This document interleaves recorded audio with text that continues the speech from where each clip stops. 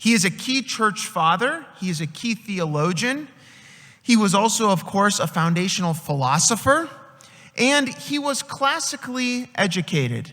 Augustine was classically trained. He himself was a teacher of the classical liberal arts. He taught rhetoric. You can stay on the first slide. He taught rhetoric, and he wrote works on 6 of the 7 liberal arts, what came to be the 7 liberal arts of the Trivium and the Quadrivium. Augustine wrote at least partial works on all but one of them. Today we're going to be looking at a short dialogue he wrote called On the Teacher.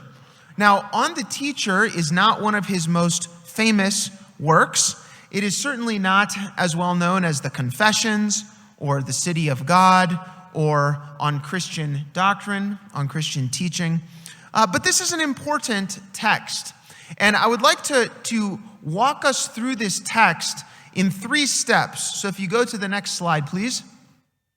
First, we will talk a little bit just about the background and summary of Augustine's argument in this dialogue. And then we will look at 2 issues that he makes important contributions to with regard to signs and the inner teacher. And then finally, I would like to explore several educational implications of this text on the teacher regarding the nature of teaching and the use of Socratic dialogue. And this is a case of Augustine plundering from the pagan philosopher Plato. So unlike my good friend, Dr. Grant Horner, I am a philosopher and I know the difference between Socrates and Plato. So in this session, we will not confuse those 2 figures, okay? So this is an important work in which Augustine, as a Christian thinker, shows us how to take truth that might be found in the pagan thinkers like Plato or Aristotle, and then appropriate or understand it from a Christian perspective, according to biblical Christian truth. And tomorrow, Dr. Brian Williams will talk about the way in which the church has a mandate and has been involved in classical Christian education from the very beginning. So I think this session today is an interesting case study or example of the way that one thinker does this. Now, how many of you have read this dialogue on the teacher? Anyone? See, almost nobody. This is not a very famous dialogue. It's a very unknown piece of writing. So I'm going to take a few minutes and summarize the dialogue, and then we will turn to some of the educational implications. This first part may seem a bit philosophical or technical, but I will try to explain it clearly, and then we will look at what Augustine does with the Greek philosopher Plato and his dialogue, the Meno, and how Augustine brings Christian truth and pagan philosophy into relationship with each other. So a little bit about the background and summary. Augustine became a Christian in 386, AD 386. He was baptized the next year in 387. He returned to Africa from Italy in 388, and then he wrote this dialogue on the teacher in 389 while he was in Thagaste. So this dialogue was written here on the continent of Africa. Augustine was African. He had gone away to Italy, and then he came back and wrote the dialogue here.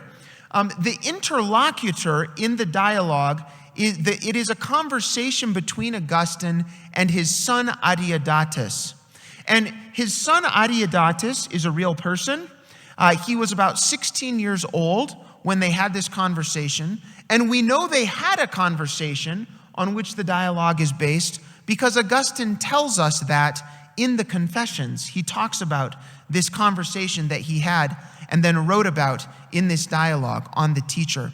Now, the key issue in this short, little, odd dialogue is the role of the teacher and the learner and God in the act of acquiring knowledge. When we learn something, What is the role that the teacher and the student and God have in that process? But that theme is not clear from the very beginning of the text. The discussion opens with Augustine talking about the nature and purpose of language. He says, "What do you suppose is our purpose when we use words?" If you can go to the next slide, please. This first section, I'll summarize here. The first section is all about the nature and purpose of words, if you are able to read that up there on number 1. Now, Robin Burlew talked this morning about how in the classical Christian education tradition, we care a lot about words and the meaning of words and the way that we use words. Do you know that God created the world with words? He said, "Let there be light," and there was light, okay, etc. So words are very, very important. And so Augustine talks about how we use words. Now, they discuss the way in which words are signs that point toward or signify something else. Let me just explain what he's talking about here. Words are one type of sign. There are other types as well. There are natural signs, there are conventional signs, there are formal signs. Augustine is talking about words, which is one kind of conventional sign. So when we use a word, we are using the word to point toward another reality. Yes? When I say that column over there has tiles on the bottom and is painted on top, I am using the word column to refer to that thing, that reality. Yes? So my word is a sign or a symbol that points toward that reality. When you all, at the end of this talk, do this, yes, that is a sign that means, well, hopefully it means good job, thank you. Maybe it means thank heavens it's over. So we'll see. Okay? But it's a symbol that points toward a different reality. Okay? So a sign, all words, Augustine says, are like this. We use words to point toward other realities. So they have this long discussion about the way that we use words. And at the end of it, Augustine asks his son, Adeodatus, to summarize what they've learned so far. And Augustine admits after this first section, he says, well, it's hard to say at this point what goal we are striving to reach by all these roundabout paths. He says, my son, you probably think we've just been playing a game. These questions seem very childish, and we haven't really learned anything. And maybe you are feeling that way at this point in the session also.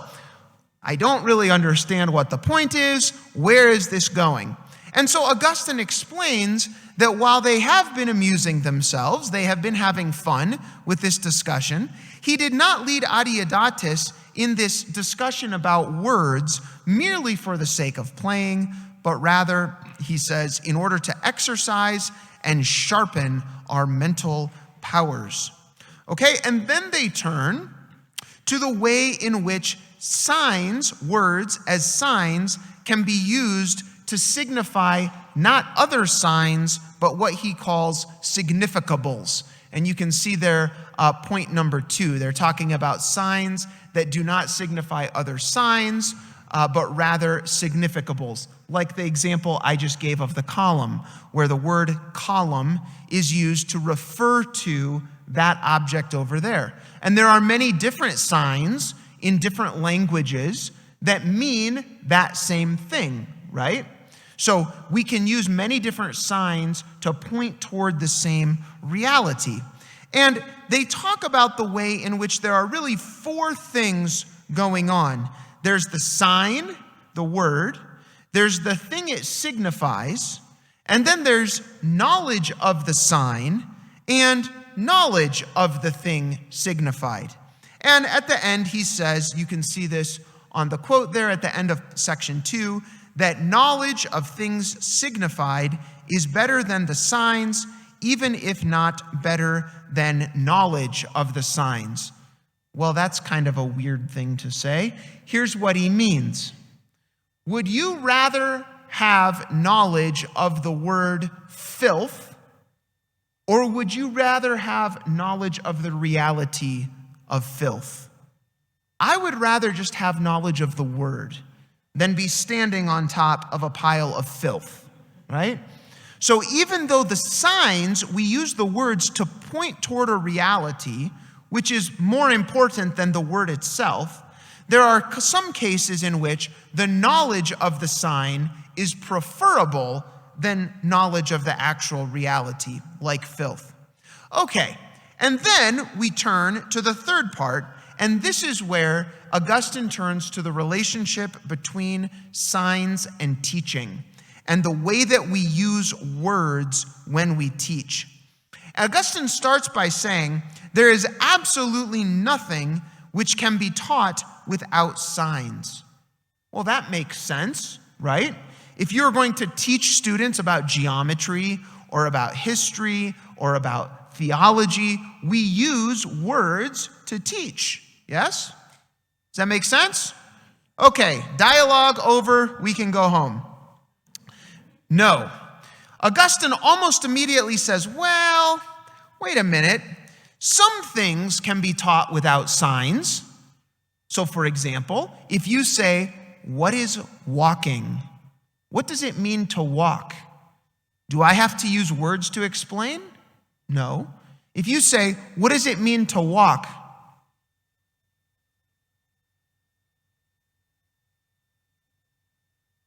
I just showed you, but I didn't have to use signs or words. Okay? But then Augustine goes even further, and he says, you can see there under point number 3 at the beginning, nothing is learned even by its appropriate sign. What in the world does he mean?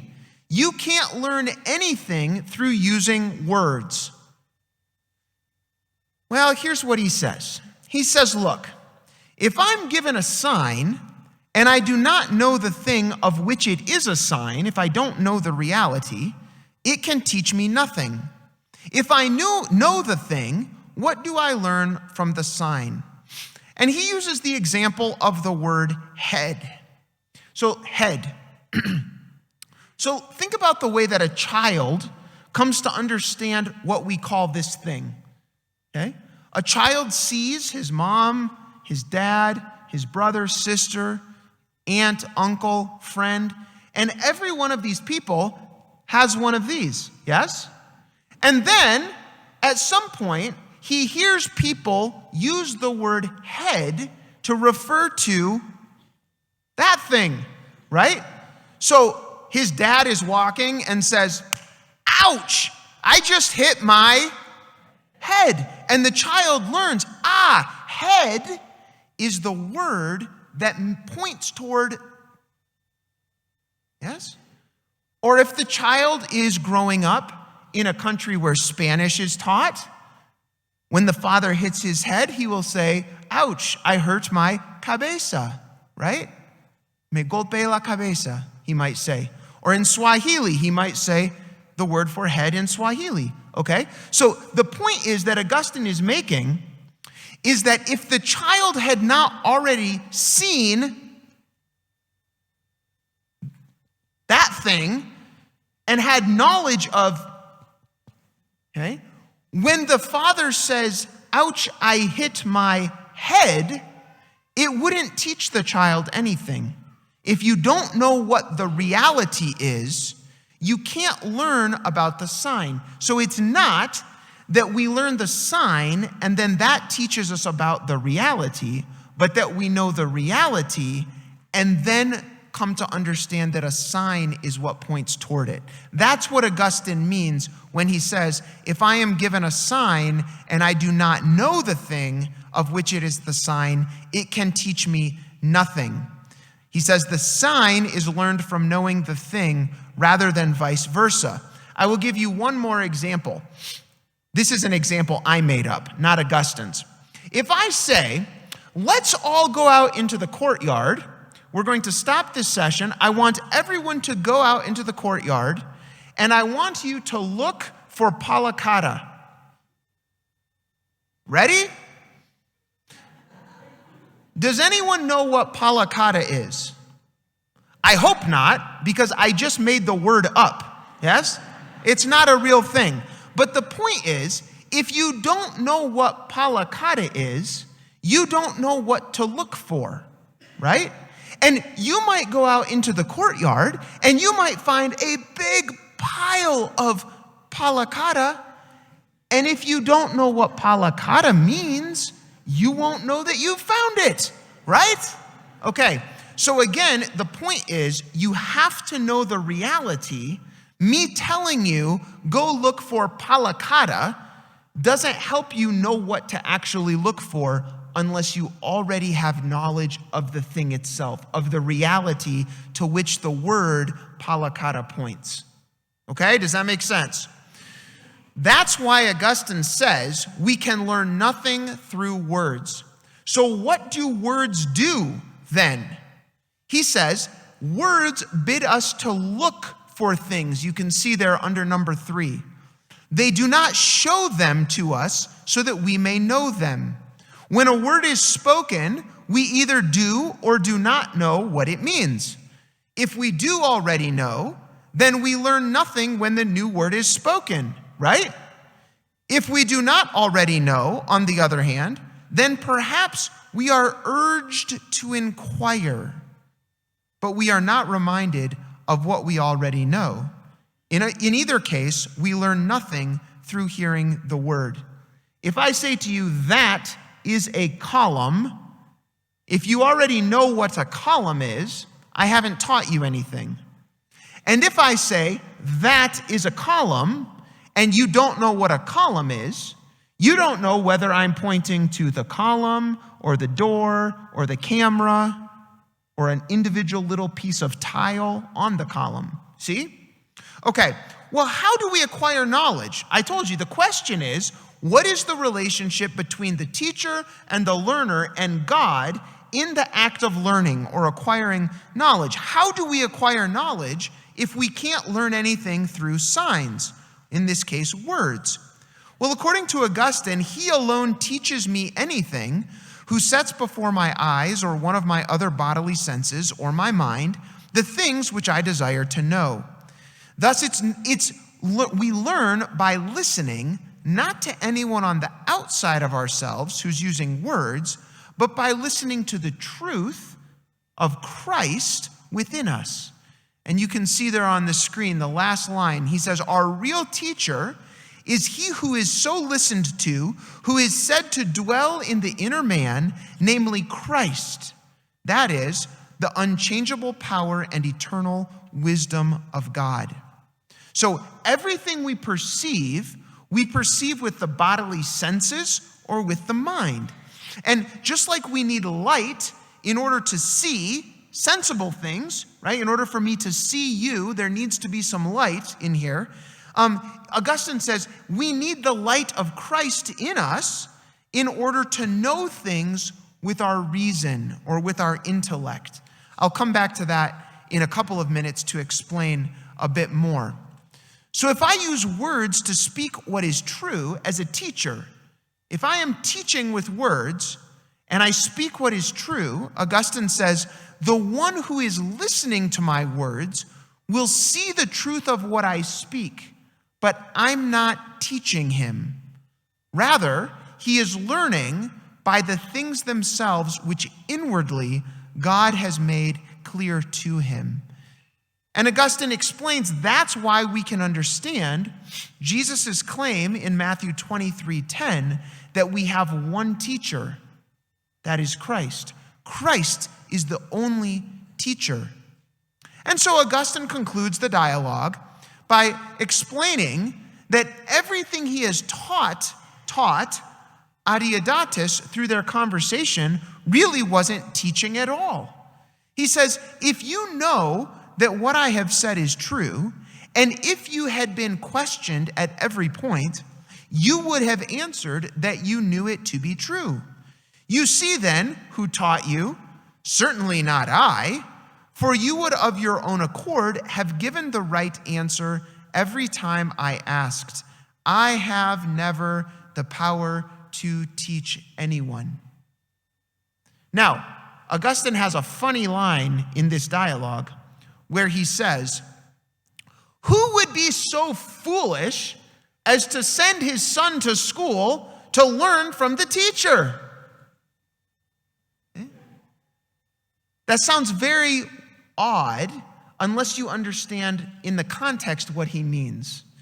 Ultimately, the teacher can't teach your son. Ultimately, God, Christ inside, is the one who teaches. Okay, so we've explained a little bit about the dialogue, and I want to now turn, if you can go to the next slide, to very briefly address two key themes in which this dialogue makes important contributions, signs and the inner teacher. And then I'll conclude by talking about what Augustine is doing here as he uses pagan philosophy and then gives it a Christian interpretation, and some takeaways or things we can conclude about the nature of teaching. So very briefly, with regard to semiotics, or the study of signs, Augustine is writing about signs like words within a long tradition. There were other pagan thinkers before him, like the Stoics and Epicureans, Aristotle, Cicero, other thinkers in more recent centuries, like Quintilian and Origen and Ambrose, these other church fathers who had talked and thought about the nature of words and signs. And Augustine had thought about this for a long time. It appears in some of his even earlier works. But in this work, what Augustine does is he applies this theory of signs to an inquiry into the role of the teacher and the learner and God in the act of learning. And he does this by analyzing the implications and limitations of human communication for gaining knowledge. Now, this becomes very important. So if you have read, for example, De Doctrina Christiana, on Christian teaching or on Christian doctrine, Augustine in that work builds on this theory of signs and the way words work and focuses on some of the theological implications. For example, what does it mean for God to communicate to us through Scripture? God is communicating truth through words. What about the sacraments? Here there are realities, the bread and the wine, that themselves are real, but also are signs that point toward another reality. How do we understand that? Or the incarnation, right? Augustine's description of those important theological themes that he develops in De Doctrina build on the implications of the ideas he develops here in this dialogue. So this is an important dialogue. And similarly, his understanding of Christ as the inner teacher is central to his explanation of how we acquire knowledge.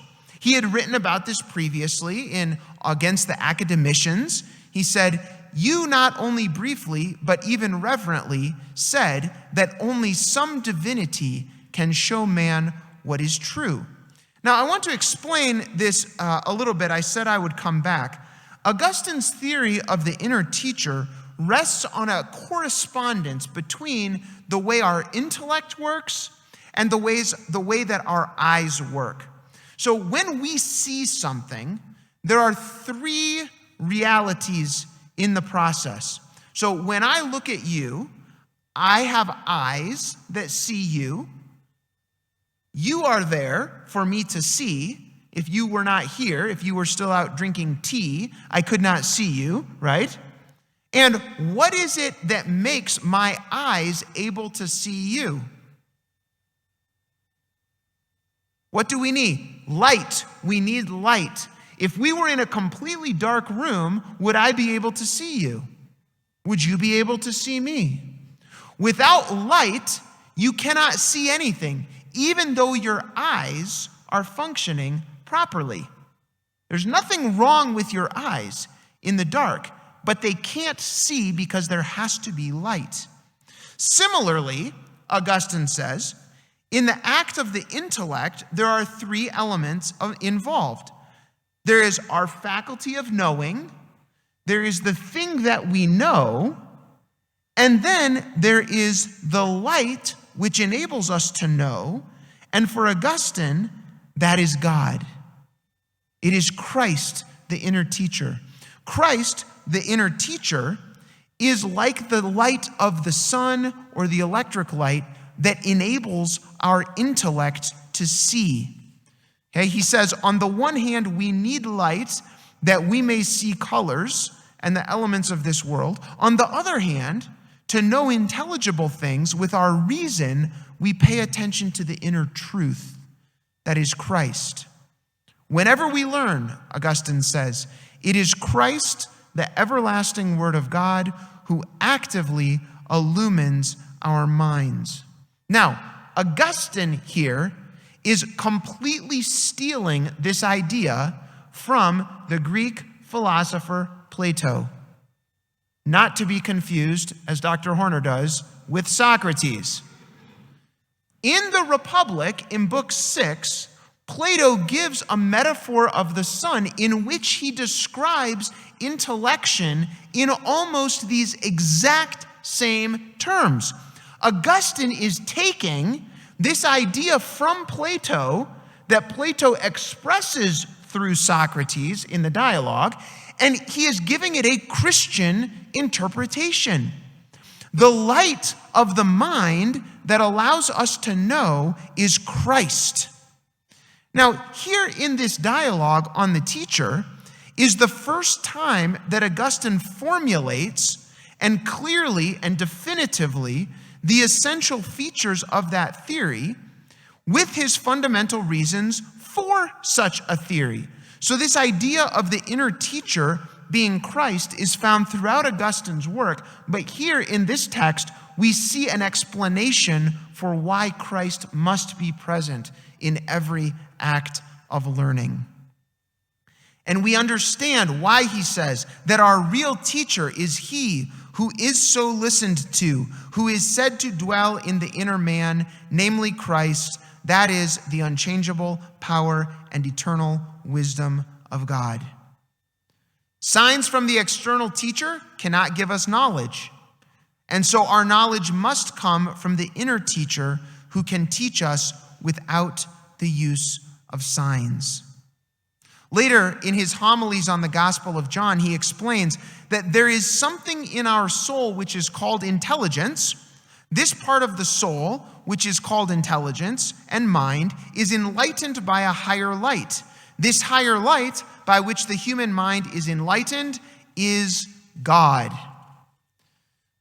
Okay, so let's go to the third and final section here.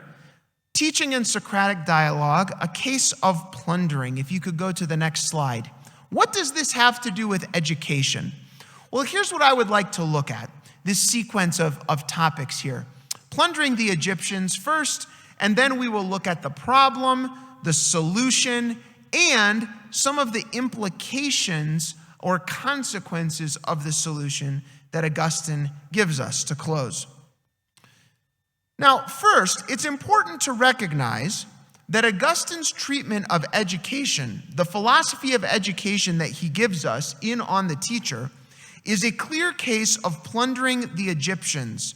This is an approach to pagan thought that he elsewhere advocates. So in Book 2 of De Doctrina Christiana, he explains that just as the Israelites took or appropriated or plundered from the Egyptians their idols of gold and silver and garments when they left Egypt, right? The Israelites took those things and then they put them to a better use for the glory of God. He says that Christians also should adapt to the use of truth the liberal instruction found in the learning of the heathens. He says that this is like the gold and silver that the pagans dug out of the mines of God's providence. Okay, so God has scattered through general revelation, God has, as it were, scattered truth abroad. And Grant Horner talked about how in Romans 1 and 2, we're taught clearly that we all know. Yes? There is some truth that God has revealed to everyone, not only to those who have Scripture, through general revelation. So Augustine says, look, it's like gold and silver that God scattered around. That's what knowledge is like. And the heathens, the pagans, they have some knowledge. They know what a cat is when it walks into the sanctuary. Yes? It's a cat over there. Okay? It's a nice gray cat. They know what that is. They don't need the Bible to tell them that. Okay? But, Augustine says, they dug out this gold and silver that God left scattered abroad, but they are perversely and unlawfully prostituting it to the worship of devils. And so he says we ought to take away that knowledge from them, appropriate it, and then put it to good use for the glory of God. And the philosophy of education that Augustine puts forward here in On the Teacher is a clear example of this plundering, especially from Plato's epistemology, or theory of knowledge, especially as it's found in the Meno. So what I want to do to close here is I want to talk through Augustine's understanding of education as an adaptation or a plundering of Plato's thought in three respects: the problem, the solution, and the consequences of that solution regarding the nature of teaching and the use of Socratic dialogue. So let's start with the problem.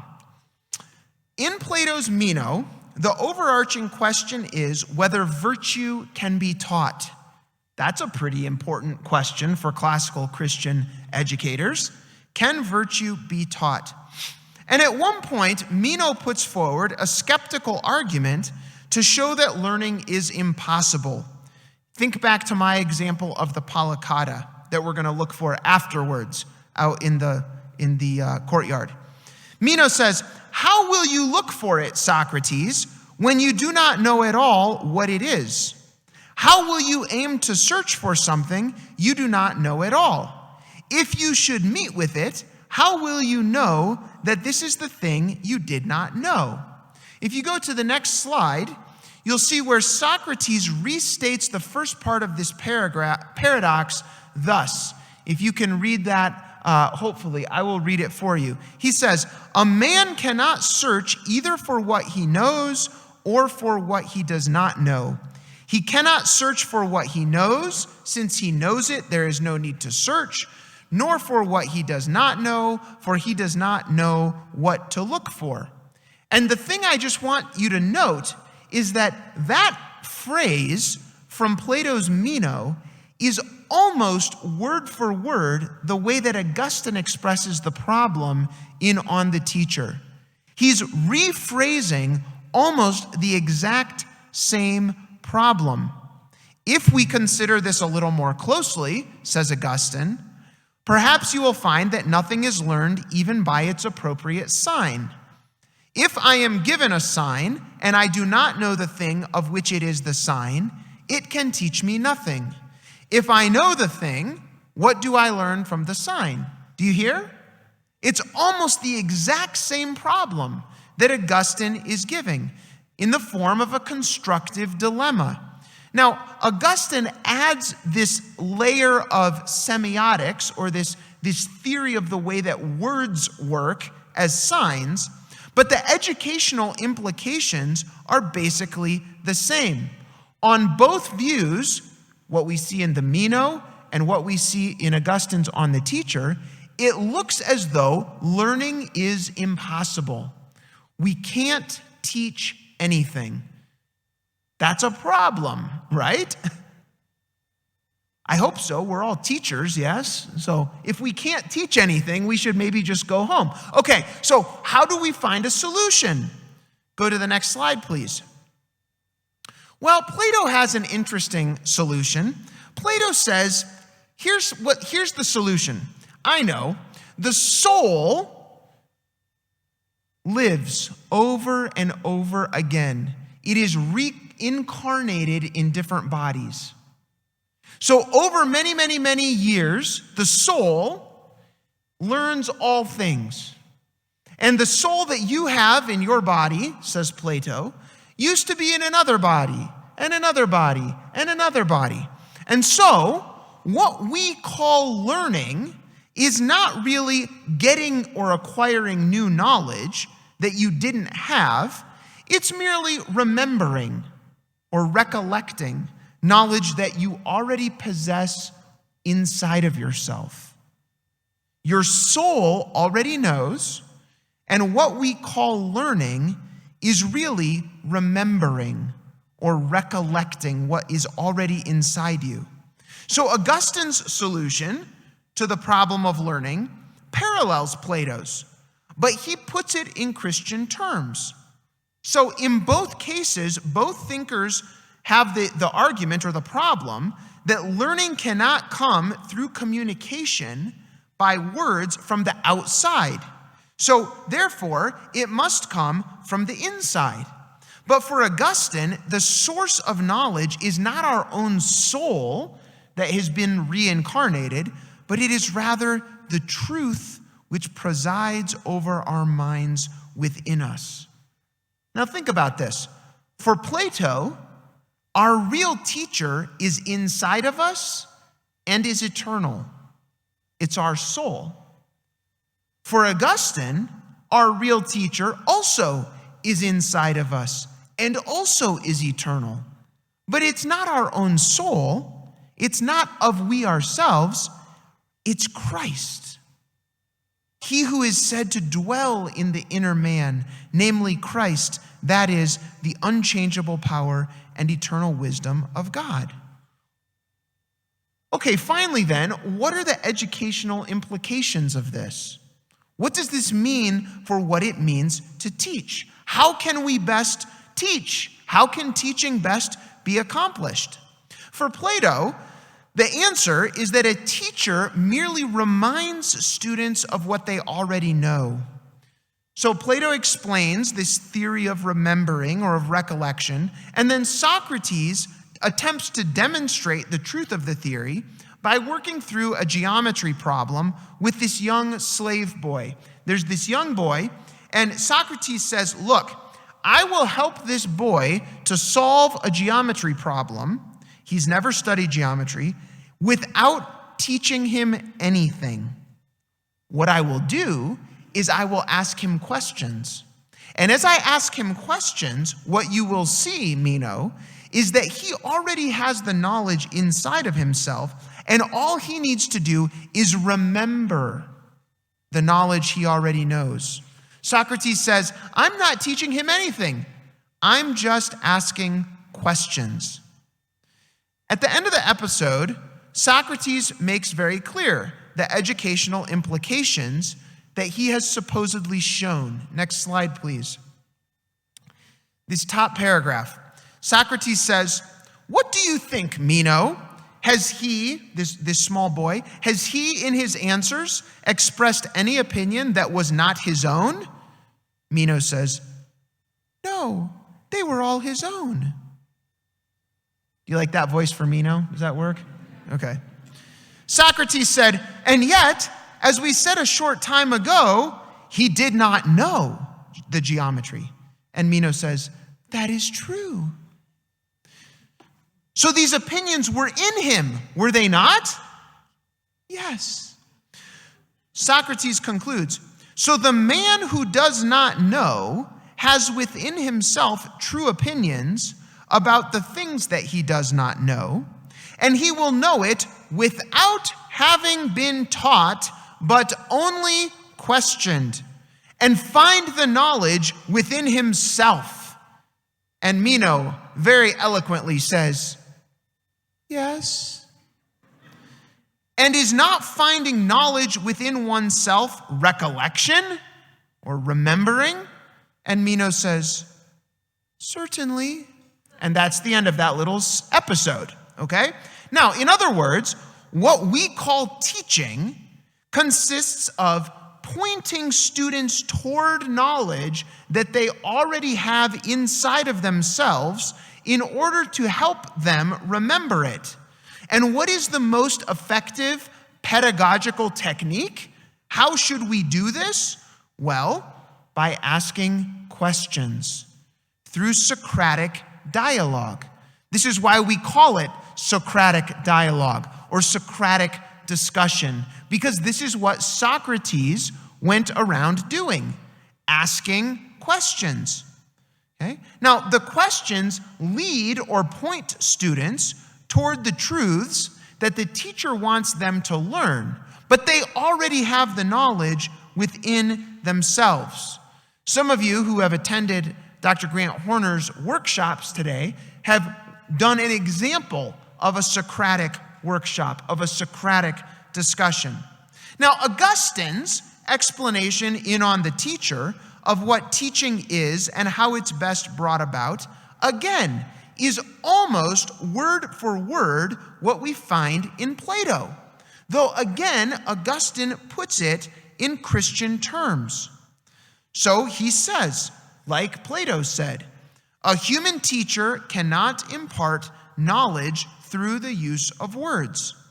What the teacher can do, Augustine says, is to point students toward the truths that can be known through the inner teacher. And thus Augustine claims, the utmost value I attribute to words is this: they bid us look for things, but they do not show them to us so that we may know them. So the teacher is not one who imparts knowledge, but who, as in the Meno, prompts and directs students toward their own process of inquiry. Augustine explains, through words, we may be bidden or called to listen to the inner teacher. In the last paragraph of the dialogue, Adeodatus, his son, says that by means of words, a man is simply put on the alert in order that he may learn. Now, we see at the end of this dialogue, Augustine almost echoing the importance of Socratic dialogue and the asking of questions in a way that reflects or parallels what we saw Socrates say about his episode with the young boy and the geometry problem.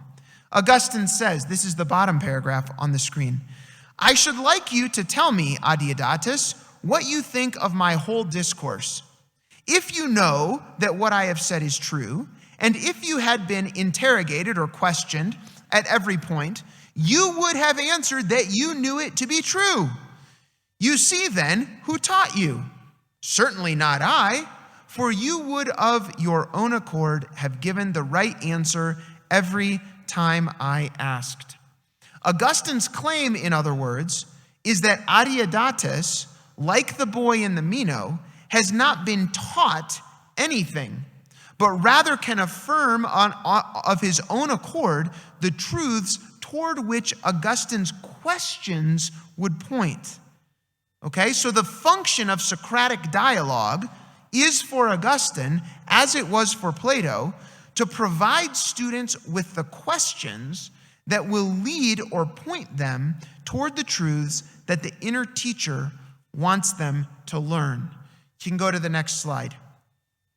As a final point, as we close, Augustine's pedagogical plundering of Plato, did you get that? Triple alliteration? The pedagogical plundering of Plato points us to profoundly process the principle. I'll stop. Okay. Thank you. Okay. This can be very valuable for us as classical Christian educators. Many classical Christian educators praise the merits of Socratic dialogue. Okay? Some classical Christian schools even say that Socratic dialogue is an essential characteristic of classical pedagogy. But the question is, why does it work? I don't think any of us in here accept Plato's view of the reincarnation of the soul. Well, that's the basis on which he explains why this method of asking questions works. So what Augustine does is give us an account of learning that provides an explanation of and justification for the value of Socratic dialogue, but in a different way, yes? Rather than humanistically pointing us toward ourselves, our own souls, as the source of truth, Socratic dialogue within an Augustinian framework points us toward our dependence on illumination from the divine for whatever knowledge we may possess. And I would just point out that this is one example of how our educational practices, whether we know it or not, are based on our philosophical assumptions about the nature of God and the human person and reality. We see here in Augustine him embracing a method of teaching by asking questions that is based on these deep philosophical and theological commitments. So in conclusion, this is an important dialogue. It clearly articulates Augustine's philosophy of education regarding the nature of human teaching and the pedagogical value of Socratic dialogue. And in doing this, what Augustine does is he appropriates or plunders and then reworks or retools Platonic educational philosophy. And this provides an example for us of how Augustine thinks we should plunder from the Egyptians, how we should use pagan knowledge and learning and put it to use for the glory of God. So this dialogue is often overlooked by thinkers. As we saw at the beginning, most of us in this room have never read it. Some of you may not have even heard of it. And I know it's a difficult text. This is a kind of technical, philosophical talk, all these things about semiotics and signs and words. But it's an example of a Christian thinker who is answering some deep questions about philosophy and the nature of education and what it means to teach that had been asked hundreds of years before, okay? But then he gives us an answer to those questions based on Christian truth. And so I think that as we continue to grow the movement of classical Christian education, we should continue to study and learn from texts in this tradition like Augustine's on the teacher. And many of the works in this tradition, like Augustine's on the teacher, come from this part of the world. Okay? As we talked about earlier today, this is a text that comes not from Europe, not from the United States, but from Africa, and has informed the tradition of classical Christian education for centuries. If you're interested in learning more about Augustine, in your bag that you have when you registered, there's a small book in there on Augustine, written by Dr. Jeff Lehman, that's part of a series that I edit, Giants in the History of Education. And I would just encourage you, if you're interested in learning more about this great African church father who's a foundational thinker in philosophy of classical Christian education and who was an educator himself, I would encourage you to read that book. God bless you. Thank you so much. It is wonderful to be here with you.